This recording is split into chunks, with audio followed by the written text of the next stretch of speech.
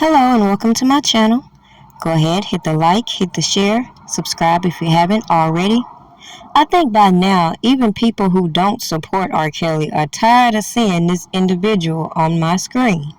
And the reason is because the same thing that I said when he first came out, making his daughter a sex slave and a hostage, it should be very clear why his daughter, again, does not want to have anything to do with her parents, regardless of what she has going on in her life. The mere fact that these parents could not accept that is the main reason why I could not accept any of the stories that we saw being dispersed throughout these YouTube bloggers trying to use this whole situation for clout and neglect the main thing that I said. Out of all these cases we saw piled up against Robert Kelly, who's the parents who didn't have a case, but instead tried to exploit so many other people's stories, run to all these infamous bloggers, creating unnecessary division and friction between these so-called accusers, then getting mad when everybody recognized just what I said. They're using all these people who they claim had cases, who they claim were underage, even though they came out here and exposed the whole truth. I am fully aware of what y'all say about me. Number one, and I don't give a fuck.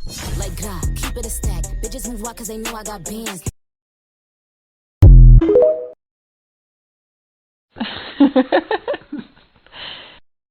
If you order a cake or cookie from Prima Donna Pastries, well, for starters, you get a custom flavor that's just for you. If you're not into chocolate or vanilla, it's your chance to explore other flavors. And even though it's not the traditional chocolate or vanilla, it's still delicious. I'm just saying, if you want to impress someone on any occasion, you get them a cake or cookie from Prima Donna Pastries. You can even become a pastry member to review new products monthly. I am very happy to be here. Get the bag, get the bag. Y'all niggas know what it is. You know we get the bag,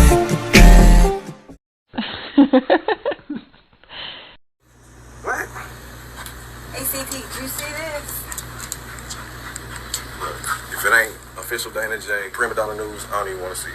Just take the time. Now it became very obvious to me why myself and bloggers like me were being targeted maliciously on this internet.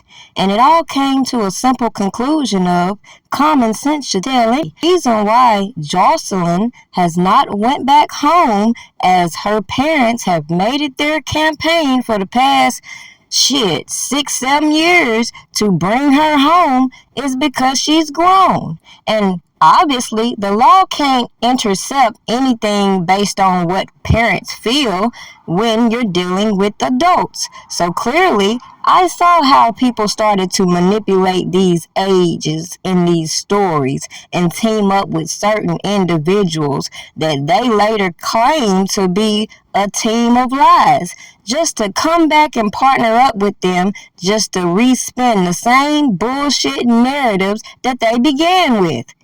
1 minute they talking about this man is such a monster, then they teaming up with the people from his first trial, then they got the employees that they got to lie, and not only that, they got the janky ass PR that they sold to Lifetime, Surviving R. Kelly, just to expose what I said. What gives individuals the right to deem who's a victim and who's not when they weren't there? I could easily point out the discrepancies within the stories they've jumped on these platforms refurbishing time after time again, but that don't change the fact that even I wasn't there. So all I'm doing is applying common sense and trying to figure out why are some stories so much more prevalent than others, even though the same group of people claim they was out here to help these so-called victims, but only overshadowed a lot of these so-called true stories. Now, it's no secret some of the same people that contacted those janky-ass people contacted me. And the only point of view that I could give is, again, why is it so ironic that the same people that are affiliated or associated in these same stories have been overlooked through all this investigation, all this YouTube grandstanding, and all these spin-offs for their janky ass stories. Why is it people who claim to have the same concerns as the Savages have been overlooked by so many with the notion that they must not care about their child when at the end of the day their stories haven't been given the same platforms as others? It don't take a genius to recognize when I put on display that these so-called investigators are watching all of this fuckery but conveniently connecting everything to go along with their stupid ass stories and book deals.